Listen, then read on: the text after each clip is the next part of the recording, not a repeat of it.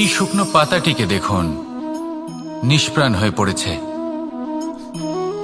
কোনো একটা সময় এই পাতাটি একটা গাছের ডালে ছিল।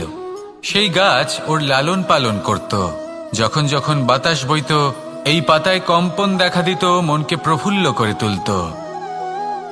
কোনো একদিন এই পাতা গাছের ডাল থেকে ঝরে পড়ে গেল। নিঃসন্দেহে ও নিজের স্বাধীনতা পেল, কিন্তু আস্তে আস্তে শুকিয়ে গেল, নিষ্প্রাণ হয়ে গেল। দেখুন, আমি এই কথা বলছি না যে স্বাধীনতা অনুচিত, কখনোই না। কিন্তু যে কোনো পরিস্থিতিতে স্বাধীন হতে চাওয়া এটা নিশ্চিতরূপে অনুচিত।